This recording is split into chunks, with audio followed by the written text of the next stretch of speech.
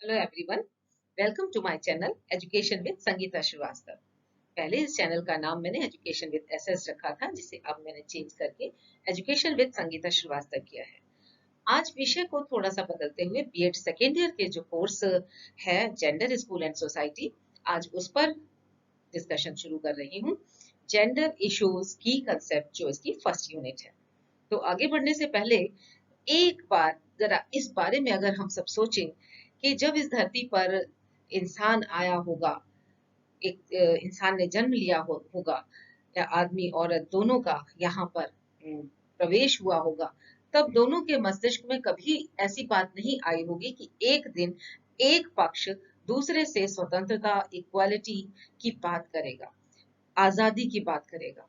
ऐसा क्यों हुआ और किस प्रकार से हम इन चीजों से ऊपर आ सकते हैं, इन चीजों को छोड़कर हम एक इंसान के मानव के रूप में आगे बढ़ सकते हैं, इस विषय पर आज चर्चा करते हैं। तो चलिए आगे बढ़े। तो आज का जो कंटेंट है वो दो भागों में बांट दिया है: gender, sex, sexuality, patriarchy, masculinity, equity और equality.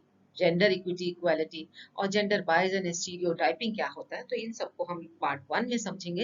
And feminism, cross culture perspective में वेव्स जो फेमिनिज्म की आई उन्हें, और types of feminism for women empowerment, ये कैसे विकास हुआ, इन सब चीजों को आप जानेंगे।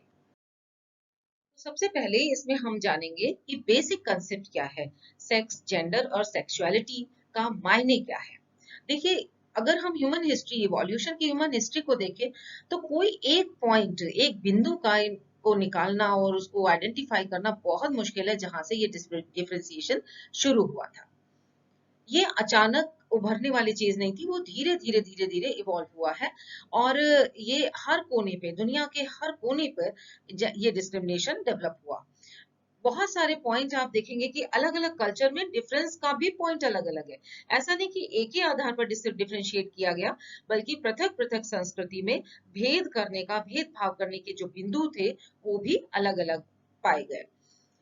वास्तविकता में अगर हम इवोल्यूशन को पर नजर डालें तो हम देखते हैं कि शुरू में तो लाइफ को बेटर करने के लिए स्ट्रगल दोनों ने किया, मेल एंड फीमेल। और उसके बाद में जब लाइफ में और ज्यादा टास्क आते गए, लाइफ थोड़ी कॉम्प्लिकेटेड होती चली गई, तो ये कुछ टास्क जो थे, जो चाइल्ड रेयरिंग, चाइल्ड बर्थ की कैपेसिटी महिलाओं को होती है, तो चाइल्ड रेयरिंग की वजह से उनको घर में सीमित कर दिया गया। और ऑटोमेटिकली कुछ अचानक से कुछ काम उसके साथ में जुड़ गए और कुछ मेल मेंबर्स के साथ में जोड़ दिए गए। और इस चीज को महिलाओं ने भी, इस डिस्ट्रीब्यूशन को महिलाओं ने भी सहर्ष स्वीकार कर लिया, इस नाते, क्योंकि ये जो डिस्ट्रीब्यूशन था ये उनके और उनके बच्चों के संतति के पालन के लिए और उनकी दोनों के लिए बहुत ही जरूरी था, एक अच्छा इम्पैक्ट देता था। तो उन्होंने भी इसे स्वीकार कर लिया। लेकिन इन चीजों के साथ ही वो कुछ फिक्स होने लगे स्टीरियोटाइप्स, यानी धारणाएं बनने लगी, महिलाएं तो ऐसा ही करती हैं। कुछ पाबंदियां उन पर लग गई। घर में संतति पालन के लिए महिलाएं रुकी, तो संतति पालन ही कर सकती हैं, वो बाहर के काम नहीं कर सकती हैं। तो ऐसी पाबंदियां उभरने लगी और धीरे धीरे जड़ पकड़ती चली गई। ये बोथ सेक्स में हुआ, दोनों सेक्स के साथ में कुछ पाबंदियां, कुछ टैबूज लगा दिए गए, रूढ़िवादिता आने लगी। तो सबसे पहले समझते हैं concept of sex. Sex basically ये बायोलॉजिकल आइडेंटिटी है किसी भी पर्सन की। अर्थ पे जो लाइफ का ओरिजिन है वो मेल और फीमेल के माध्यम से, रिप्रोडक्शन के माध्यम से आगे बढ़ता है। रिप्रोडक्शन एक बहुत बड़ा ट्रेट है, बहुत बड़ा एट्रीब्यूट है लिविंग बींग्स का। लिविंग होने का उनका एक पहचान है, आइडेंटिटी है कि वो रिप्रोड्यूस कर सकते हैं, अपने जैसे ऑफस्प्रिंग्स को डेवलप कर सकते हैं। तो नेचुरल है कि फीमेल और फीमेल जेनाइटल ऑर्गन्स डिफरेंट होंगे और उसी के आधार पर उनका सेक्स निर्धारित कर दिया जाएगा। बॉडी स्ट्रक्चर भी उनका इसी आधार पर थोड़ा डिफरेंट होगा। बट इस आधार पर उनको समाज में क्या करना है, कहाँ रहना है, किस प्रकार से उठना बैठना है, इन चीजों का उसके सेक्स से कोई लेना देना नहीं होता है। ये नेचुरल का गिफ्ट है, नेचर द्वारा दिया गया है। और इसे किसी भी प्रकार की, किसी टैबू से, किसी रूढ़िवादी धारणा से जोड़ देना, ये सेक्स की धारणा के अंतर्गत बिल्कुल नहीं आता है। बेसिकली ये कॉम्प्लीमेंट्री है एक दूसरे के। और इस बात को माइथोलॉजी में अगर हम देखें तो इंडियन माइथोलॉजी में लॉर्ड शिवा ने प्रेजेंट किया था अर्धनारीश्वर रूप लेकर, कि बिना स्त्री के पुरुष अधूरा है और बिना पुरुष के स्त्री अधूरी है। तो बिना इन दोनों के सृष्टि अधूरी है, सृष्टि आगे नहीं बढ़ सकती। तो ये एक ऊपर एक सुपीरियर और एक इंफीरियर, ये कैसे हो सकता है? दिस इज नॉट पॉसिबल, लेकिन ऐसा हुआ। आगे देखते हैं कंसेप्ट ऑफ जेंडर। अब जेंडर क्या था? जेंडर को हम लोग सोशो कल्चरल आइडेंटिटी यानी कि सामाजिक सांस्कृतिक पहचान के रूप में जानते हैं। किसी भी बच्चे का जब जन्म होता है तो महिलाओं की जो लाइबिलिटी होती है वो उनका पालन करना है, जन्म है, तो कुछ काम बढ़ जाते हैं। अब धीरे धीरे मनी डेवलप हुआ, संपत्तियां बनने लगी, महिलाएं घर में रहने लगी, तो धन का अर्जन कौन कर रहा था? पुरुष कर रहा था। धन अर्जन करने से उसके पास सारी प्रॉपर्टी उसी के नाम आती जा रही थी, संपत्ति। महिलाओं को इससे कोई लेना देना नहीं था कि संपत्ति उनके नाम भी होनी चाहिए। इस तरीके से महिलाएं धीरे धीरे धीरे धीरे करके डेलिबरेटली या ऑटोमेटिकली वो इन कामों से बेदखल कर दी गई, जिसमें कि धन का अर्जन होता है, धन का सृजन होता है, उनसे वो बेदखल हो गई और वो घर की चार दीवारी में बट गई। तो ये बाइफरकेशन जो टास्क का था वो महिलाओं ने भी स्वीकार कर लिया, सहर्ष स्वीकार किया। फीमेल जेंडर जो है वो पहचाना जाता है किससे? कि थोड़ा कोमल, डरपोक, शर्मीला, कमजोर, नाजुक। वही इसका बिल्कुल विरोधी जो है, यानी कि जो साहसी है, जो स्ट्रांग है, मजबूत है, शर्मिला नहीं है, ज्यादा भावात्मक नहीं होता है, तो वो सब मेल के साथ में ये सारे स्टीरियोटाइप जोड़ दिए गए कि ये स्ट्रांग पर्सनालिटी है जो मेल है, और इसी आधार पर समाज में फिर जो ज्यादा स्ट्रांग मान लिया उसको सभी लाइक करने लगे और उसी की कामना करने लगे। यहाँ पर स्त्रियों की स्थिति और बदतर होती चली गई।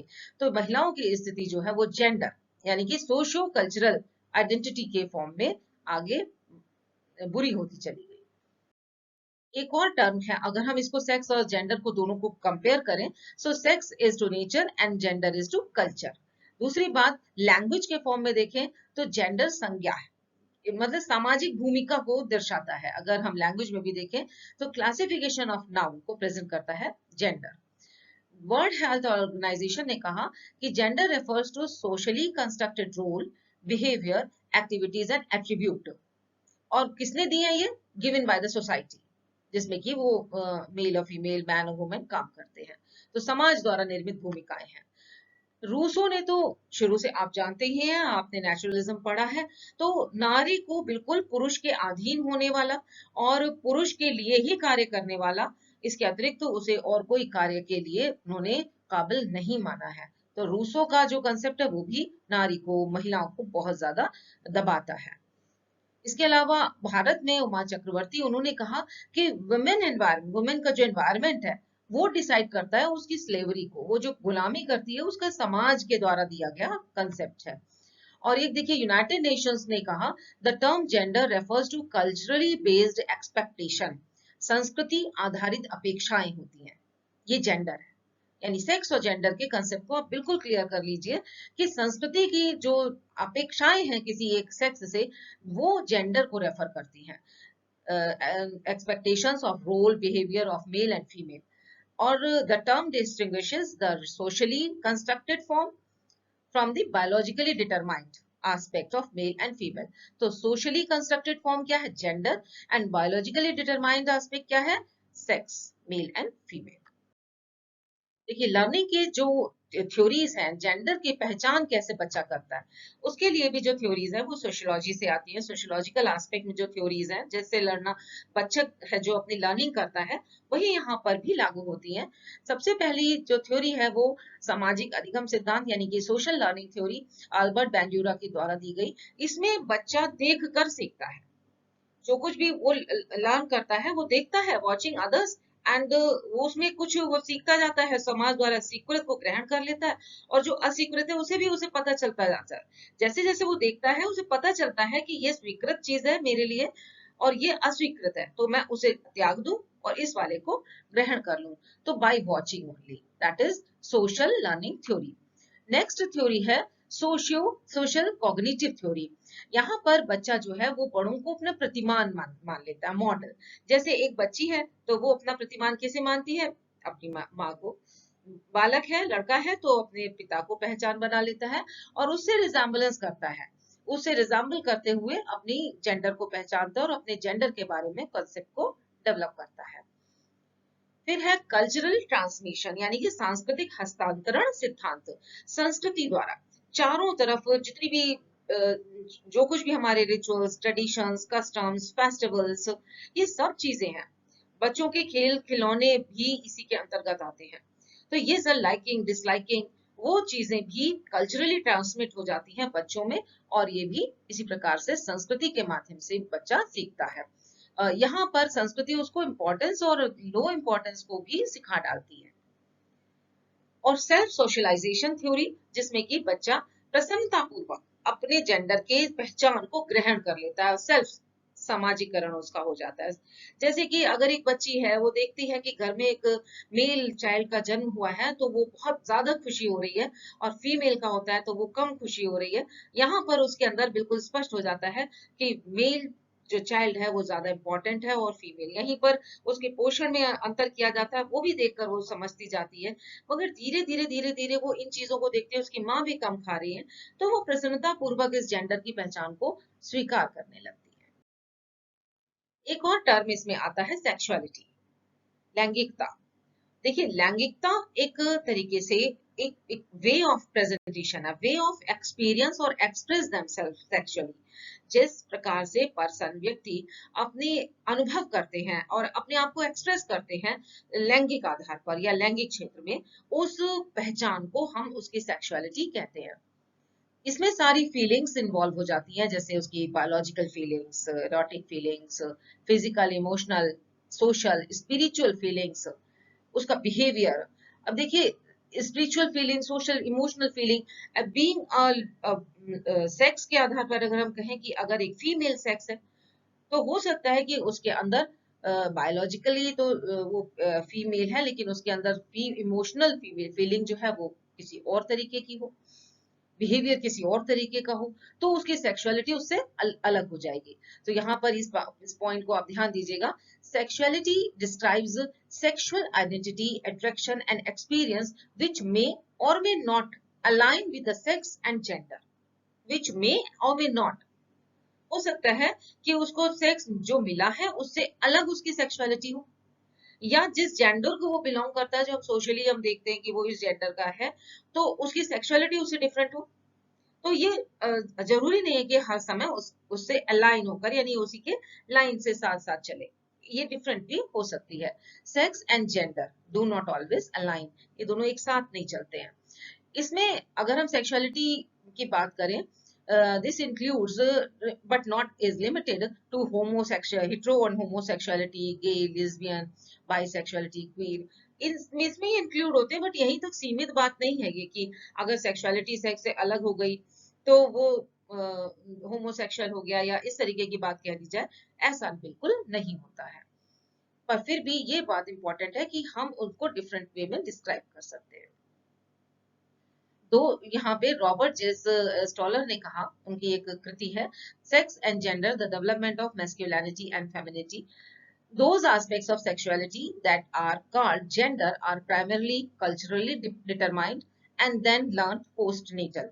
तो पहले कल्चरली डिटरमाइन हो जाती है हमारी जेंडर की पहचान, और फिर बाद में व्यक्ति, बाद में जो बच्चा है उसे जन्म के बाद सीखता है। इसके साथ में एक और टर्म आता है पेट्रियार्की, पितृसत्तात्मकता। सत्ता, आप देख रहे हैं ना, सत्ता, power. There are two terms, power and control. ये मैन के हाथ में, मेल डोमिनेशन, प्राइवेट पब्लिक दोनों, supremacy of father in clan या फैमिली, और dependency of wives and children on father, legal dependency भी उसी पर होती है, और जो फैमिली का नाम है वो फादर से ही चलता है। तो ऐसी सत्ता को क्या कहते हैं? पेट्रियार्की। इसके पहचान, कैरेक्टरिस्टिक क्या है? देखिए, प्रॉपर्टी, कंट्रोल किसका रहेगा इस पे? मैन का। Child birth, women reproduction capacity, control of या labour force, family name, legal aspects, caste system, जिस कास्ट के फादर हैं उस कास्ट का नाम चलेगा, तो कास्ट सिस्टम। और थोड़ा सा परोपकारी जो पितृसत्तात्मकता है, मैंने बोले जो पेट्रियार्की, उसमें कुछ राइट्स वुमेन, जो एजेड वुमेन है उनको कुछ राइट्स देकर फेवर कर दिया जाता है कि वुमेन को भी यहाँ पर बहुत ही सम्मान या डोमिनेंस दिया जाता है, जबकि वो वुमेन अपने ही फैमिली के जो न्यू फीमेल हैं या फिर वो कम उम्र की फीमेल हैं, उनको मेल पैट्रियार्की के लिए स्वीकार करने के लिए तैयार करती हैं। तो नेक्स्ट टर्म है मस्कुलिनिटी एंड फेमिनिटी, पुरुषत्व और स्त्रीत्व। इसमें समझने के लिए जो इम्पोर्टेंट पॉइंट है वो है सोशल एक्सपेक्टेशन होती है, यानी कि ये भी बायोलॉजिकली ड्रिवन नहीं है, ये सोशल एक्सपेक्टेशन है, अपेक्षाएं हैं। क्या रोल, बिहेवियर कैसा हो, एट्रीब्यूट्स उसके अंदर कैसे हो, किसी भी बालक में, पुरुष में या बालिका में और महिला में, जो कि सोसाइटी उनको एक्सेप्ट करे, तो उसी को हम पुरुषत्व और स्त्रीत्व के रूप में जानते हैं। तो सोशल कंस्ट्रक्टेड जो जेंडर रोल है मैन और वुमेन का, दैट इज कॉल्ड सेक्सुअलिटी। और नेक्स्ट आती है इसी से टर्म, अब जब फेमिनिज्म में पैट्रियार्की की बात कर ली, पुरुष के लिए अलग और स्त्री के लिए अलग एट्रीब्यूट्स, बिहेवियर, रोल सब तय कर दिया, तो लाजमी है कि ये उठेगा नारीवाद, फेमिनिज्म, कि अब अधिकारों के लिए लड़ाई। एक जो है वो दूसरे को दबाना, कमजोर करना शुरू कर देता है। जब तो एक इक्वल राइट की आवाज उठने लगती है, तो ये इक्वल राइट की आवाज का उभरना आना, that is the theme of this feminism. Favour, ये क्या करता है, favour equal rights of both sex in all sphere of life, ना कि घर या बाहर, प्राइवेट और पब्लिक, सब जगह इक्वल राइट्स हो। सोशो पॉलिटिकल मूवमेंट है and fight against gender stereotyping, ये जेंडर स्टीरियोटाइपिंग को विरोध करता है, इसे खत्म करने, अबॉलिश करने की चेष्टा करता है। जेंडर बाइज और जेंडर स्टीरियोटाइप क्या है? देखिए, जेंडर बाइजनेस, भेदभाव होना, जन्म से ही शुरू हो जाता है। बच्चा जन्म के समय में सेलिब्रेशन देखता है, भेदभाव उसको पता चल गया। इन्फेंट होता है तो फीडिंग स्टाइल है, उसकी लोरी है, लोरी भी सारी राजा बेटा करके बालकों के लिए बनाई गई है, बालिकाओं के लिए नहीं है। प्री चाइल्डहुड स्टेज में भी बच्चा, उनकी खेल खिलौने, कलर्स का सिलेक्शन, ये सब चीजें भी डिस्क्रिमिनेशन उसे सिखा देती हैं। चाइल्डहुड स्टेज जब बड़ा होता है तो और ही ज्यादा हो जाता है, सबसे ज्यादा इंपॉर्टेंट है, जिसमें ग्रोथ सारी शामिल होती है, फूड का सिलेक्शन, लाइकिंग डिसलाइकिंग, ये सारी चीजें इसमें आ जाती हैं, तो यहाँ पर भी बच्चा सीखता है। इसके अलावा एडोलसेंट एज में तो अब उसके लिए rules, norms, code of conduct, dressing sense, ये सारी चीजें बिल्कुल और उसे क्रिस्टल क्लियर कर देती है कि उसे कैसे जीना है। रिचुअल्स और ट्रेडिशंस भी इस पर एक और प्लस पॉइंट करते हैं, जैसे जो भी ट्रेडिशंस आते हैं कि रक्षाबंधन, भाई की पूजा, भाई दूज, करवा चौथ, तो ये सारी चीजें भी, डाउरी सिस्टम, डाउरी, कन्या भ्रूण हत्या, ये सारी चीजें इस इन सब जेंडर बाइजनेस को प्रेजेंट करती हैं। जो हमारे यहाँ ब्लेसिंग्स भी दी जाती हैं, पुत्रवती भव या सौभाग्यवती भव, वो भी जेंडर बाइजनेस को ही प्रेजेंट करती हैं। यहाँ पर एक बड़ी अच्छी सी स्टेटमेंट मिशेल ओबामा की है, there is no limit to what we as women can accomplish. तो अगर बाइजनेस ना हो तो वुमेन क्या नहीं कर सकती। जेंडर स्टीरियोटाइप क्या है? स्टीरियोटाइप का मतलब है कोई रूढ़िवादी धारणा का बना लेना, किसी भी सेक्ट पर्सन के साथ में कोई रूढ़िवादी धारणा को चिपका देना, दैट इज कॉल्ड स्टीरियोटाइप। तो जेंडर स्टीरियोटाइप, बच्चों को निश्चित दायरे में बांधना, जेंडर स्टीरियोटाइप है। अब यहाँ पर मेल या बॉयज को क्या कहते हैं, वो एग्रेसिव ज्यादा होते हैं, लॉजिकल होते हैं, इंडिपेंडेंट होते हैं, एथलीट होते हैं और हाई अथॉरिटी होते हैं, रेशनल, साइंटिफिक, मैथ्स उन्हें ज्यादा अच्छा लगता है, आत्मविश्वासी होते हैं, अस्त व्यस्त भी ज्यादा रहते हैं। यहाँ फीमेल के लिए क्या जोड़ दिया गया, वो आज्ञाकारी है, ज्यादा शांत रहती हैं, ध्यान रखती हैं, अतार्किक बात भी कर लेती हैं, बहुत ज्यादा जेंटल होती हैं, नर्चरिंग होती हैं और साफ स्वच्छ भी होती हैं, संतति पालन के योग्य होती हैं, गृह कार्य में बहुत दक्ष होती हैं, नहीं लड़के गृह कार्य नहीं करते। These are some gender stereotypes attached with each gender. यहाँ पर जेंडर इक्वालिटी और इक्विटी। अब इक्विटी क्या है, सबसे पहले ये समझते हैं, न्याय संगत होना।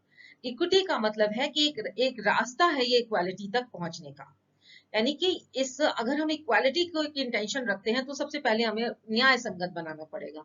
अब ये न्याय संगत का मतलब क्या है? देखिए, यहाँ पर जैसे लोमड़ी ने दावत की अपने लिए और सारस के लिए प्लेट रख दी, सारस नहीं खा सकता। दूसरी तरफ सारस ने भी यही काम किया कि अब तुम सुराही में खाओ, तो वो नहीं खा सकती। तो यहाँ पर एक समानता है, इक्वालिटी, बट दोनों के बॉडी डिफरेंस या प्रिविलेजेस या डिप्राइवेशन, इनके आधार पर कोई इक्विटी नहीं है, फेयरनेस नहीं है, भोजन में फेयरनेस नहीं है परसने में, उनको सर्व करने में। So that is equity. अगर आप बिना इक्विटी के इक्वालिटी की बात करने लगेंगे तो वो इक्वालिटी कभी आ ही नहीं सकती, जब तक कि आप उसको एक बेस, एक आधार पर, एक प्लेटफॉर्म पर नहीं लाएंगे जहां पर वो इक्वालिटी को समझ सके या इक्वालिटी को अवेल कर सके। सो इक्वालिटी मीन सबको एक प्लेटफॉर्म पे खड़ा कर दिया। अब इसे तो प्रिविलेज नहीं थी, ये डिप्राइव था, इस काबिल भी नहीं हो पाया, उसमें आत्मविश्वास की कमी है, और फिर भी उसको इक्वल अपॉर्चुनिटी जैसी दे दिया कि अब तुम यहाँ तक फल तक पहुंचो। और इक्विटी कहती है न्याय संगत नहीं, थोड़ा सा कमजोर है तो उसको थोड़ा प्लेटफॉर्म ऊंचा दे दो, तो दैट इज इक्विटी। इक्विटी और इक्वालिटी में एक तरीके से रास्ता है इक्वालिटी तक पहुंचने का। Equality is very important. Coffee Annan ने जैसे कहा है, gender equality is more than a goal in itself. एक गोल से, एक उद्देश्य से भी बढ़कर है। It is a pre condition for meeting the challenges of reducing poverty. Poverty खत्म हो जाएगी, महिलाएं भी काम करेंगी। Promoting sustainable development and building good governance. Good governance भी चाहिए तो इक्वालिटी तो लानी पड़ेगी। अब देखिए, महिलाओं को इक्वालिटी कहाँ कहाँ चाहिए, इक्विटी भी चाहिए, इक्वालिटी भी, एम्पावरमेंट के लिए समानता कहाँ चाहिए, न्यूट्रिशन में दीजिए, उनकी पढ़ाई में दीजिए, स्वास्थ्य की दशाओं में दीजिए, उनकी अनहिंडर्ड ग्रोथ में दीजिए, सेल्फ रिस्पेक्ट, आत्मसम्मान, आत्मविश्वास बढ़ाने के लिए दीजिए, जेंडर डिस्क्रिमिनेशन को दूर करने के लिए उनको इक्वालिटी प्रदान कीजिए, परिवार समाज में उचित स्थान मिले, इसमें उन्हें इक्वालिटी चाहिए। और इक्विटी कहाँ चाहिए, ये जरूरत है, उन्हें इक्विटी भी जरूरत है। क्यों?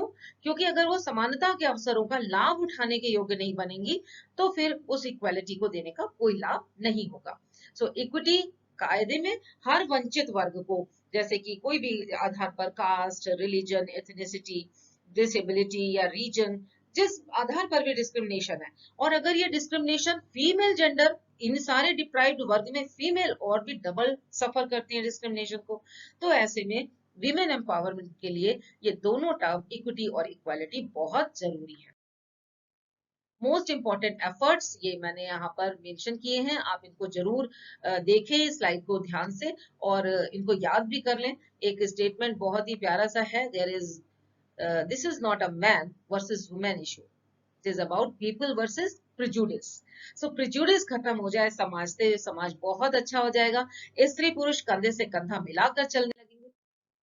सेल्फ इवेल्युएशन के लिए आप कुछ ये क्वेश्चंस को जरूर देखें, और थोड़े से रेफरेंसेस के साथ में। थैंक यू फॉर वाचिंग, और अच्छा लगा तो लाइक कीजिए, सब्सक्राइब कीजिए, शेयर कीजिए, और अगले पार्ट को देखना ना भूलिएगा। Thank you.